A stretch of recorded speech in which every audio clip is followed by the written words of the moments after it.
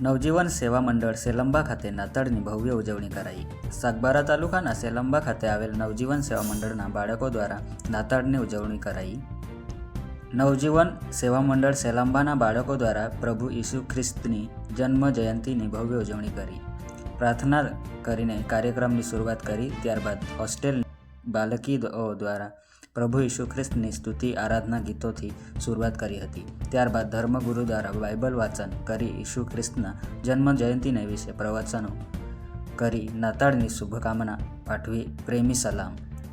નાતાળ પર્વ નિમિત્તે બાળકો દ્વારા ગીતો, ગરબા, ડાન્સ, નાટકો કરી જુદા જુદા સાંસ્કૃતિક કાર્યક્રમો રજૂ કરવામાં આવ્યા હતા। પ્રભુ ઈસુ ખ્રિસ્તના જન્મએ સમગ્ર માનવજાતિ માટે અપાર પ્રેમ, અપાર આનંદ અને અપાર શાંતિ, સમાધાન અને ઈસુ ખ્રિસ્ત માનવ જાતિના ઉદ્ધાર અને પાપોની માફી આપવા ઈસુ ખ્રિસ્ત આ જગતમાં જન્મ લઈને આવ્યા। ખ્રિસ્તી સમાજે માફી, ઈશ્વરીય પ્રેમ અને જીવનની અમૂલ્ય શાંતિને લઈને આનંદ અને ખુશીની નાતાળ પર્વની ઉજવણી કરે છે। અંતે એકબીજાને નાતાળ પર્વ અને નવા વર્ષની શુભકામનાઓ પાઠવી હતી।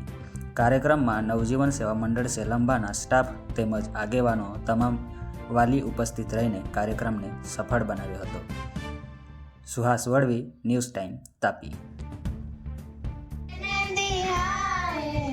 પાછા ફેરીએ દિયા પે જીવન મનાયે, પાછા ફેરીએ દિયા પે જીવન મનાયે, સમયનો ઉપયોગ રોગો જા, દેવાલા દિન જીવન જીવ જા, સમયનો ઉપયોગ રોગો જા, દેવાલા દિન જીવન જીવદા, ખીલતા ફૂલા રોપો જીવન પેરા, ખીલતા ફૂલા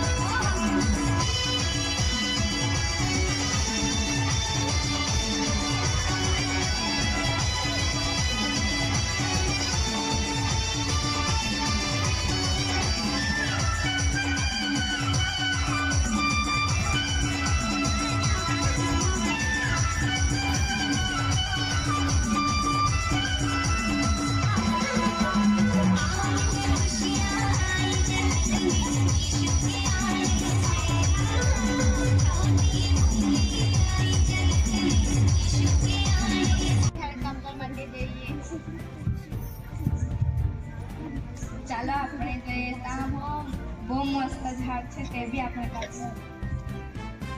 ચાલો આપણે જઈએ. ત્યાં બહુ મસ્ત મજબૂત અને બહુ મસ્ત જંગલ છે. ત્યાં આપણે જઈએ અને આપણે ટિફિન બી લઈ લેશું.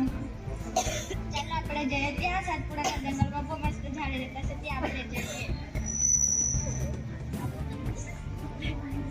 ચાલો આપણે જઈએ. ચાલો આપણે સાતપુડાના જંગલમાં આવી ગયા છે. હવે ઝાડ કાપવું.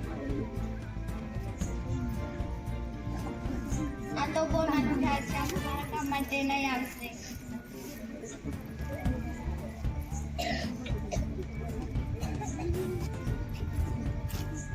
આ બહુ પાતળું અને નીચું ઝાડ છે, આ મારા કામ માટે નહીં આવે.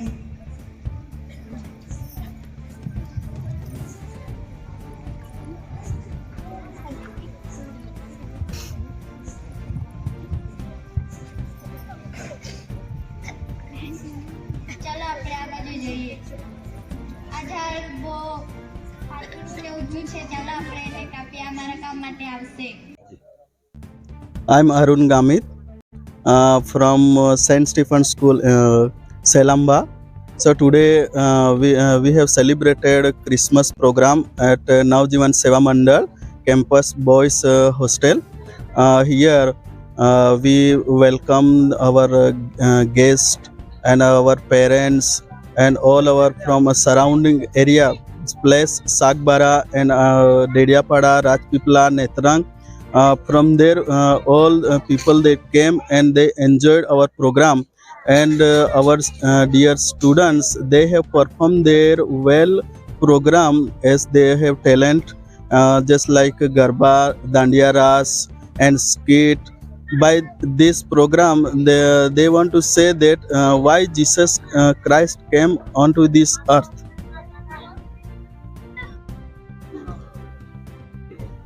At last we want to give you message. We want to wish you Merry Christmas and prosperous Happy New Year 2025 to everyone. મારું નામ વિજયભાઈ બી પાડવી છે અને છેલ્લા 24 વર્ષથી સ્ટીફન ઇંગ્લિશ મીડિયમની અંદર ટીચર તરીકે મારી સેવા આપું છું. અને નવજીવન સેવા મંડળની અંદર આજે આ ક્રિસ્ત જયંતિનો કાર્યક્રમ રાખવામાં આવ્યો હતો અને એમાં ઘણા બધા વાલીઓ ઉપસ્થિત રહ્યા હતા. લગભગ 300 જેટલા વાલીઓ ઉપસ્થિત રહ્યા હતા અને આજુબાજુના ગામના જે આગેવાનો છે તે પણ ઉપસ્થિત રહ્યા હતા અને મોટી સંખ્યાની અંદર ઘણા લોકો ભેગા થયા હતા અને ઈસુ ખ્રિસ્તનો જન્મ થયો માનવના જગતને માટે, એના બચાવને માટે.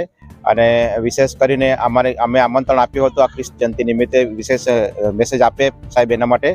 અને રેવરન્ડ રૂબેન સર નેત્રંગથી પધાર્યા હતા અને સુનિલ સાહેબ રાજપીપળાથી આવ્યા હતા અને મોટી સંખ્યાની અંદર લોકો ઉપસ્થિત રહ્યા હતા. એમણે ઈસુ ખ્રિસ્તના જન્મ જયંતિ નિમિત્તે એમણે સંદેશો આપ્યો હતો કે પ્રભુ ઈસુ ખ્રિસ્ત માનવને બચાવવાને માટે એમનો આત્માનો નાશ ના થાય પરંતુ એ બચી જાય. દરેક આત્મા ઈશ્વરને માટે બહુ જ મૂલ્યવાન છે અને એ નિમિત્તે એમણે ક્રિસ્ત જયંતિના નાતાલના દિવસે એમણે સંદેશો આપ્યો હતો.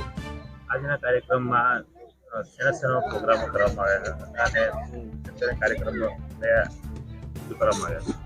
બાળકોમાં ઘણા બધા ટેલેન્ટ રહેલા છે અને ઈસુ ખ્રિસ્તનો જે જન્મ થયો બેથલેહેમની અંદર, ગભાણની અંદર, એ નિમિત્તે બાળકોએ અલગ અલગ પ્રકારની કીટો રજૂ કરી હતી. રાસ અને ગરબાઓ છે અને ત્યાર પછી અલગ અલગ પ્રકારના ડાન્સો જે પ્રભુ ઈસુ ખ્રિસ્તના જન્મ જયંતિ નિમિત્તે રજૂઆત કરી હતી. અને ઘણા બધા અલગ અલગ કીટ સાથે નાટકો પણ રજૂઆત કરી હતી અને એ નાટકો દ્વારા સંદેશો આપ્યો હતો કે પરમેશ્વર ઈસુ ખ્રિસ્ત લોકોને બચાવવાને માટે આ પૃથ્વી પર આવ્યા હતા. એ નિમિત્તે નાટકો રજૂઆત કર્યા હતા.